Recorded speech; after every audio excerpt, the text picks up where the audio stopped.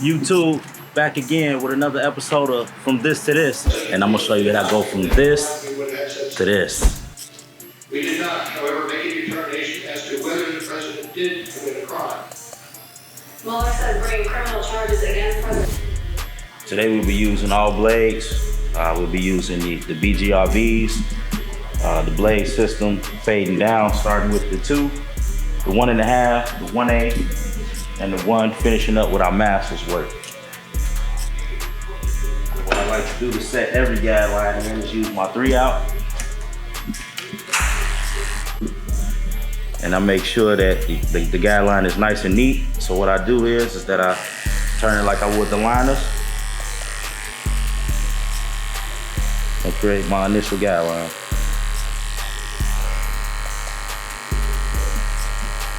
With any fade, I always like to drop it slightly underneath that occipital bone and then do the fade process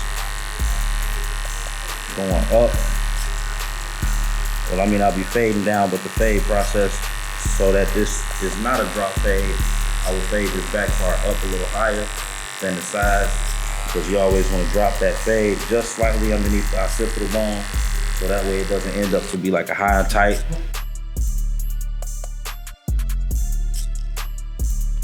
So right now we're gonna start off homing it down. I got my 2 blade. And we're gonna make sure that this fade process starts off right. So we're gonna go 2 fade, 2 blade, all the way up to the cap area, which is right here. We're gonna save some room in between the fade and the high top area. We're gonna come up to the cap area or the parietal ridge area, and we're gonna flick out right before we get completely up into the fade, because we want to connect these 2 areas here. That way the shape could be flawless going up.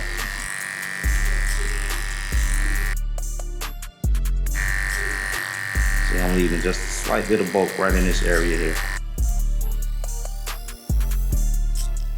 Always comb through, cut comb, cut comb. You want to make sure that you follow that hair pattern, that hair string. That way when you cut against it, the fade can be nice and smooth. And now that I took that down with the 2, as you can see, there's a stretch here where it widens. That's what I mean about bringing that fade up a little higher in the back area, so that that drop is not too dramatic. All right, the next blade would be the 1.5. Okay. Now what I mean by connecting the fade is that I'm actually gonna ride this 1.5 blade before I actually start to fade with it, right off of the scalp area, so that way it can connect evenly and flow right into the fade area. And I'm gonna show you what I'm talking about right now. So I just pick this out just a little bit, just to make sure we can see all of that bulk there. Ride it right with the 1.5.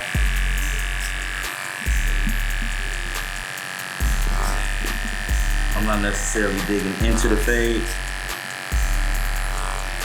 but I'm riding it so that when we start the shape, it can be an easy transition from the fade to the shape of the hair up top. I don't have my blade completely on the scalp. I got it right off, and I'm just riding in between that to debulk in a way.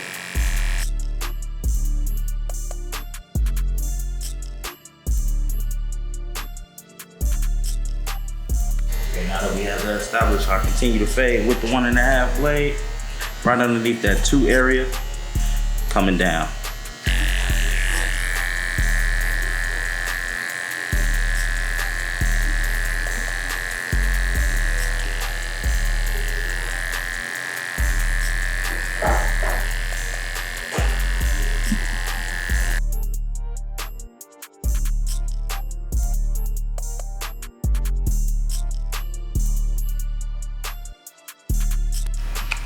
All right, the next blade will be the 1A.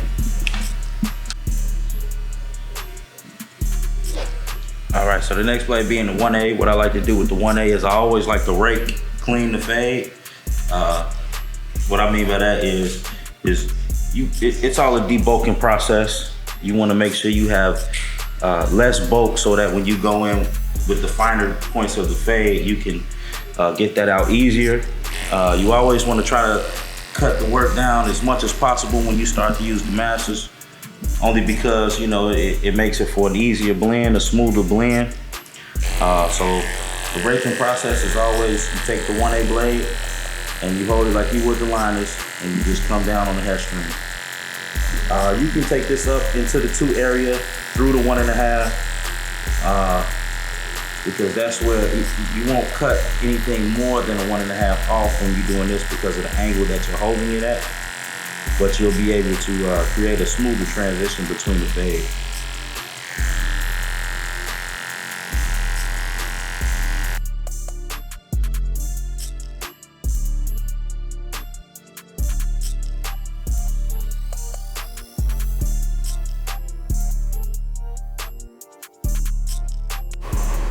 Now that after the rake, you take the 1A blade and you will fade up right underneath the 1.5 area, and you should start to see a bit of a transition start to unfold at this point.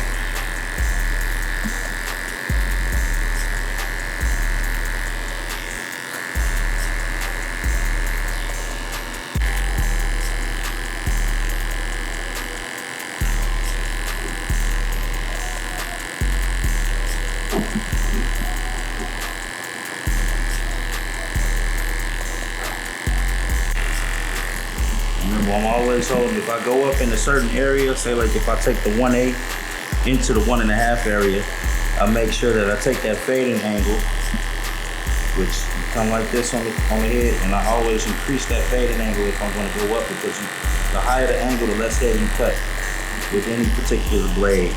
So if you're in that 1.5 area with the 1A, you wanna make sure you have this 1A blade on a drastic angle. That way you won't cut more off than what you need.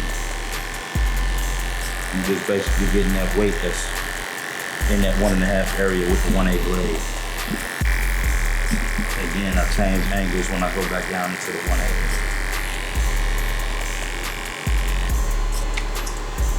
All right, the next blade will be the 1 blade right after that 1A.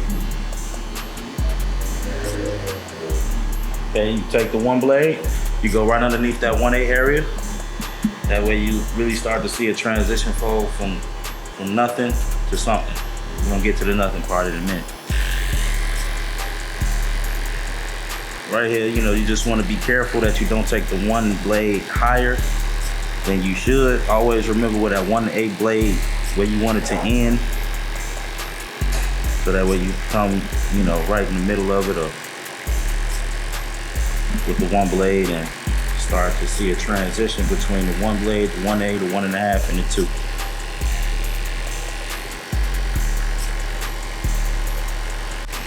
Cut, comb, cut, comb. Always make sure you comb the hair so that way you can see that hair stream or hair pattern.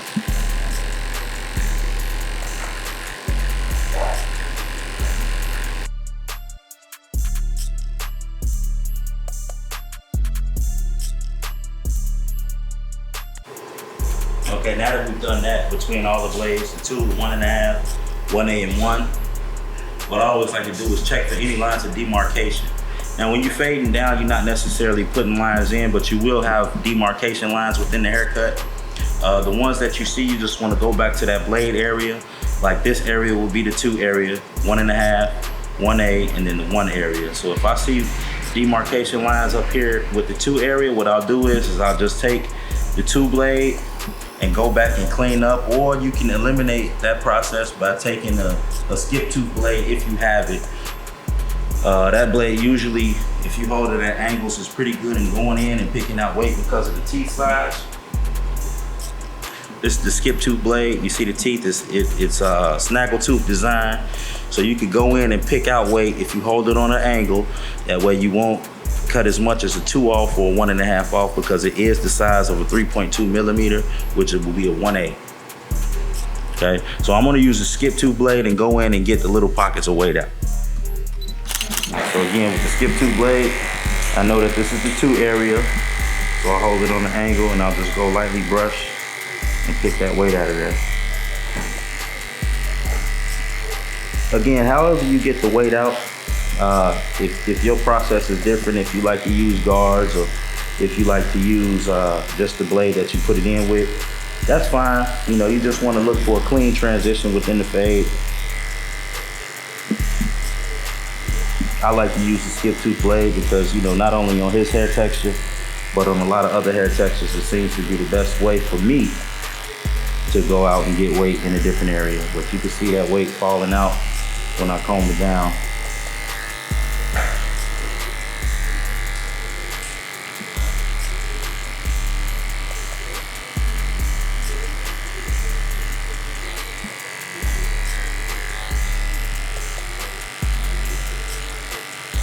Remember, I'm holding it on an angle, so that way I don't cut too much hair off. I cut the necessary amount of hair.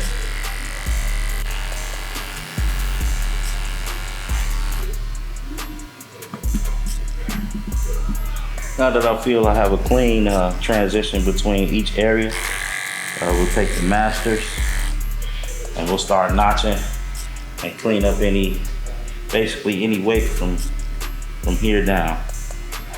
And then when we notch, we'll notch from open to close. And by close, we'll be taking out that initial guideline that we set in, and then we'll just clean up. All right, so here's the masters. As you can see, we got the notches here, open. Mid notch here, in between mid notch and open. In between mid notch and close, and then all the way up is closed. Okay, so we're gonna start open.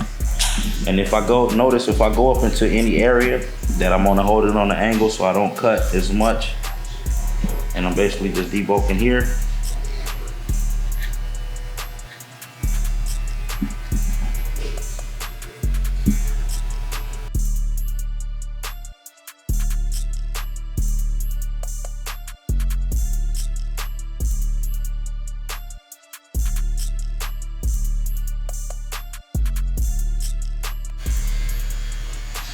Notching as I go. 1 notch before mid, in between mid notch and open.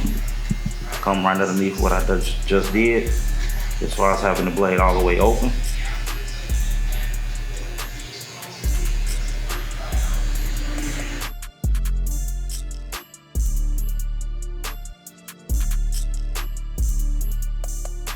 Okay, mid notch. Go right underneath what I just did between mid notch and open. So now I'm at mid notch, and now you should be able to really see a transition within the fade.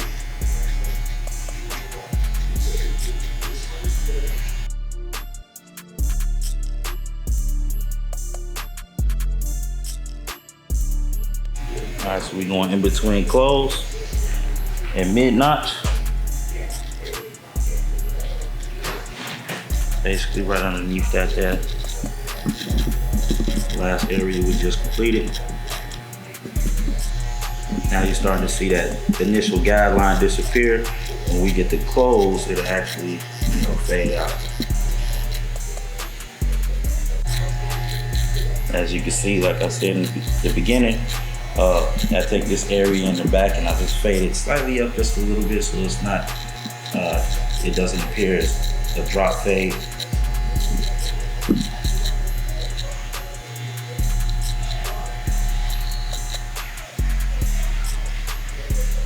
And now close.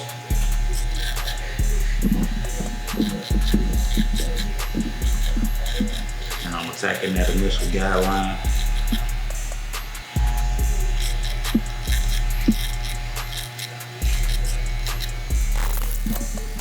And then if I see different pockets of weight, I just go back to open, hold it on an angle, and make sure I go pick that weight out.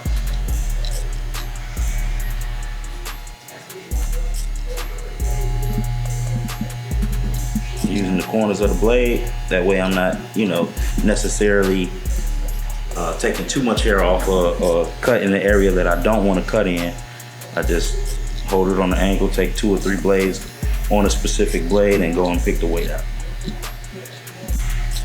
When you get to this level, it's really called polishing the fade. Just want to make sure everything is clean, nice and neat.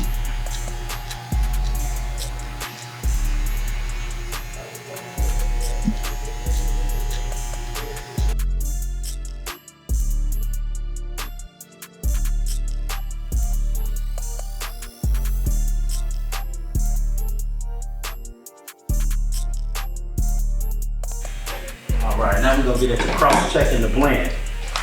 And what I mean by cross-checking the blend is that we're gonna pop a little contrast in between the fade, okay?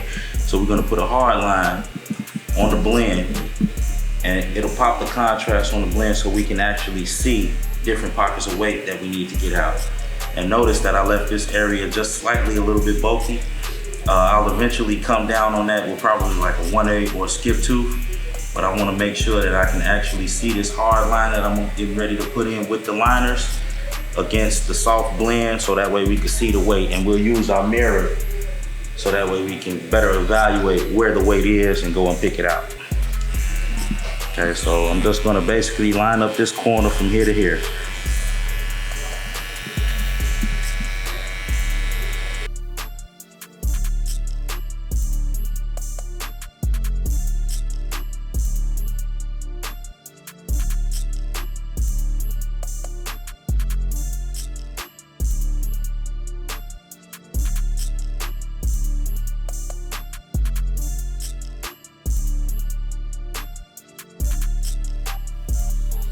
Now this initial first line, it doesn't have to be super crisp, you just want to pop contrast. So as you can see, if we take a look in our mirror, or if you could just look up close, I'm gonna take a look in the mirror, that there's actually little weight here, little weight here, and then that's all master's work. I could go back in and get that with my masters. Right now I'm just gonna clean up the area that should be bald with my liners here.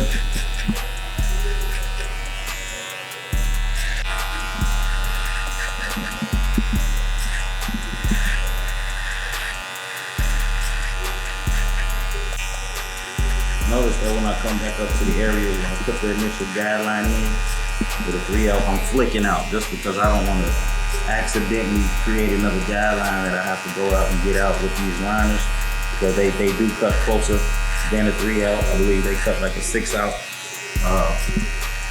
So we just want to make sure we get the ball area nice and neat and clean.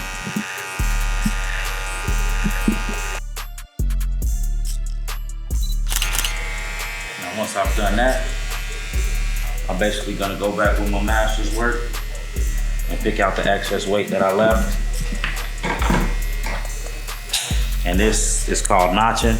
So I'll be going in between each notch where I feel necessary to pick out each amount of weight and access both.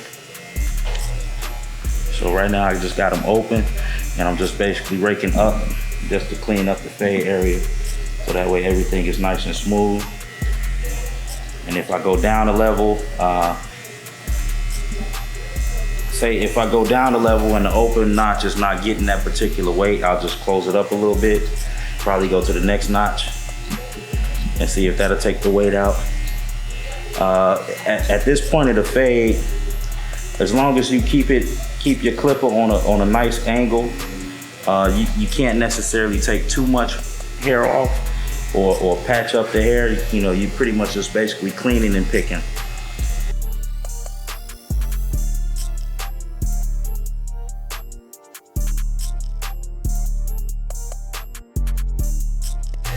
Notice at this level of the fade, I'm never using a full blade. I'm always using 2 to 3 teeth for half the blade, just because I don't want to take too much hair off.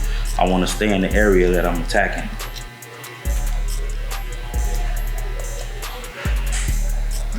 Checking my mirror as I go.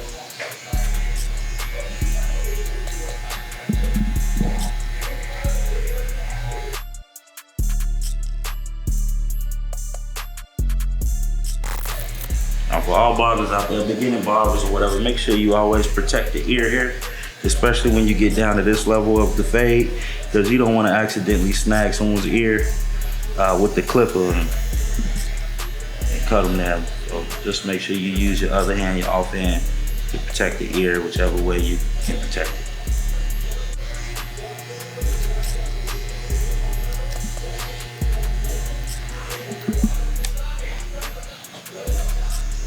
All right, once you feel you have a clean blend, you can go right ahead in and start to shape. Now, I'm gonna finish fading up the other side off the camera. And when I come back, I'll show you how to shape the hair up and sponge it up, okay?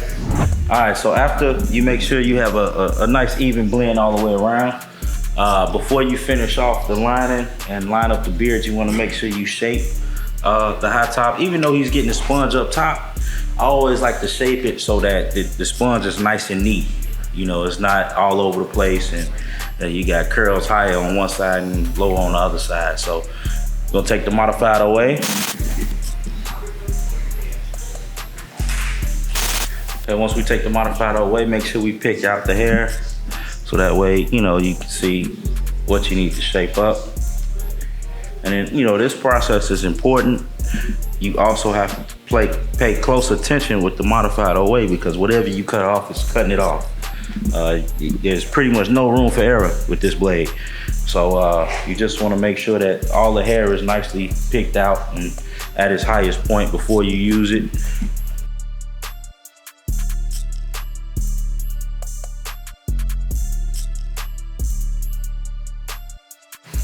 And then you just make sure that you know, I like to use the mirror. You always use the mirror. You stand behind the client and you make sure that you can square up the client here. So that way you can see what you need to shape, what you need to take off.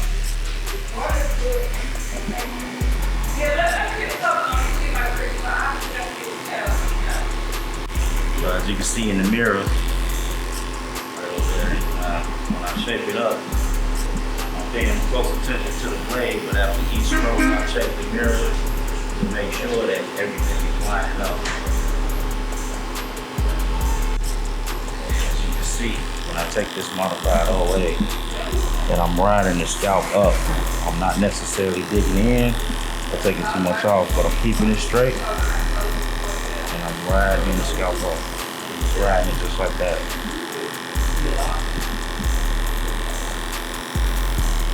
So yeah, I'm riding, getting every loose hair, making sure it's nice and clean. Shaping it out. With this modified OA, you don't have to do that much work. You pick the area and the angle that you're going up at, and it'll cut exactly what you want off.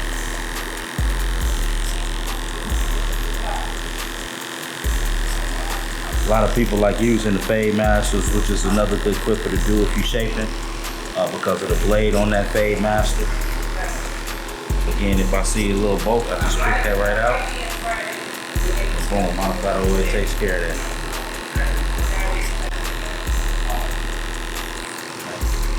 Now we go along to the top.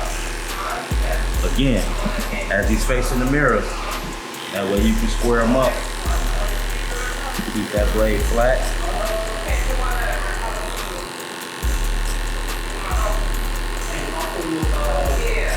Don't dip. Keep it flat.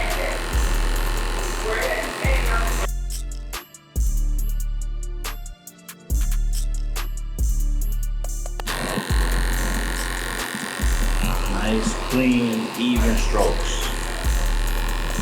Always when you're doing high tops, you want to pay close attention to the top of the head, because depending on the length of the hair, you know, some people have the tendency when they go in to go in a little too far and actually show that piece of scalp that's at the front of the head, or at the top of the head, the apex of the head, I should say. So I always like to, when you get to the middle, yes, you can hold on a slight tilt, slight angle, but again, be careful. Because this is the modified OA and it will take off exactly what you want it to. Again, I come over to the side just one more time. Now that I got the shape, I don't necessarily have to use the mirror, because I know exactly where it's going out. Just clean up.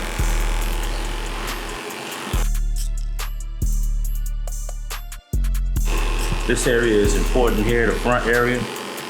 You want to pick it out like this because you want to be able to showcase that lining that you're going to give them. So you want to make sure that this is not too much hanging over, but it flows with the symmetrical shape of the haircut. So you just want to take it off as needed, round it off. With it being the high top, you don't want it to be too bulky in the front.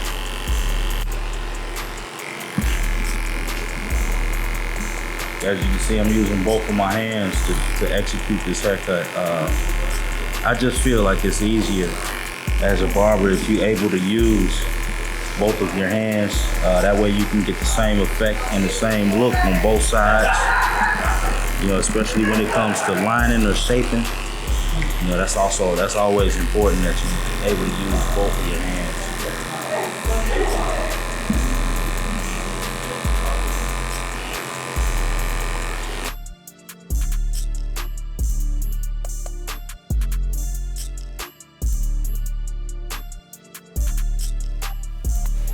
All right, now once you have a nice even shape, you can go ahead and finish up with the lining. You know, again, we put in the soft liner to pop contrast. Now we just want to crispy it up. So I like to use Zap liquid razor. This puts the hair in the necessary place and it'll just fall off. Again, all of these products in blades and clippers and tools and implements you can get right here at Legacy Cuts 2, 9987 South Beverly Boulevard in Chicago. There's a beauty supply store, a barber supply store in the back. Just come in and speak to one of the associates and we can help you out.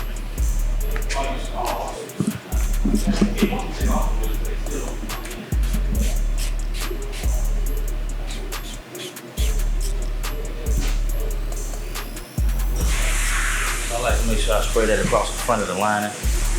And as it dries, I just comb out to make sure that the hair, the necessary hair that I need to get, stands out. So that way I can make a nice crispy, even line. Again, using the mirror, you want to make sure you square your client up. So that way the points, you can see here, I'm touching the temples here. I just want to make sure those points are even. When I come up here, that this is even. And then I pretty much square the client up.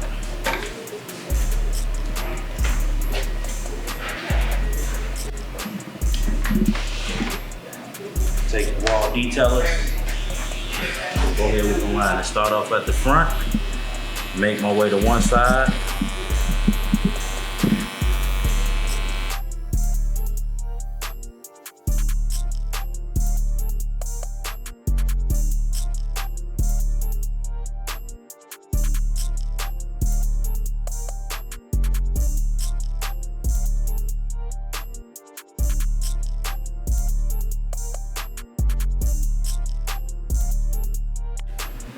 All right, so once you pretty much got a nice even shape, a good lineup. Now, mind you, we're gonna follow everything up with a razor, so that way it'll be really crispy at the end.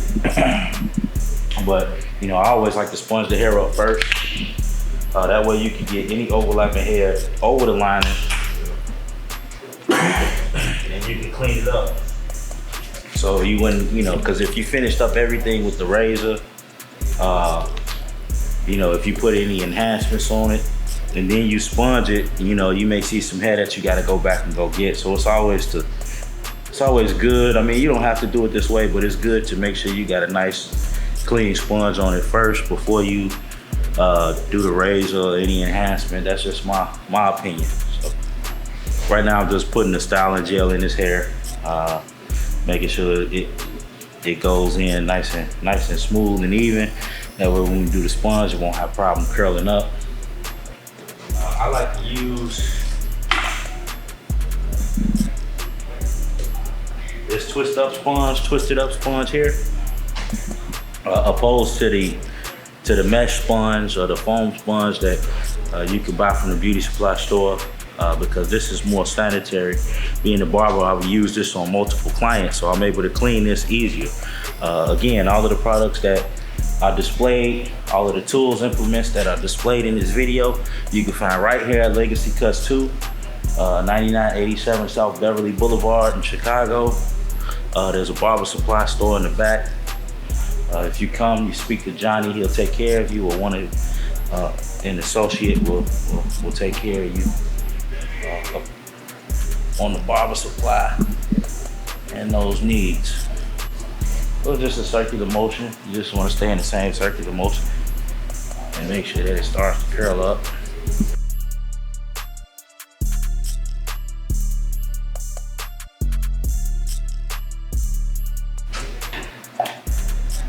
Once I got it to a nice look, I'll just, quickly go over it. If I see some overlapping hair, I'll knock out like on the side here or the front here using that modified OA.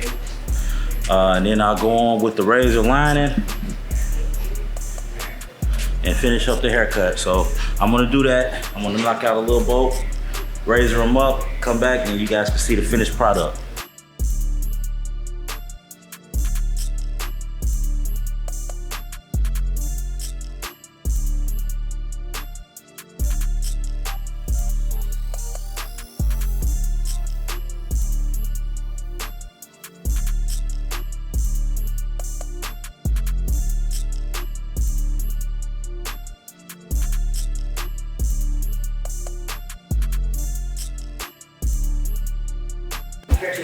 So YouTube, it's the finished product. Hope you guys liked the video. Hope you guys enjoyed. Just beginning further on the investigation or the actions of the Justice Department or Congress that are related to it. He also says he will resign from the Justice Department now that his work there is complete. President Trump tweeted a short time ago, quote,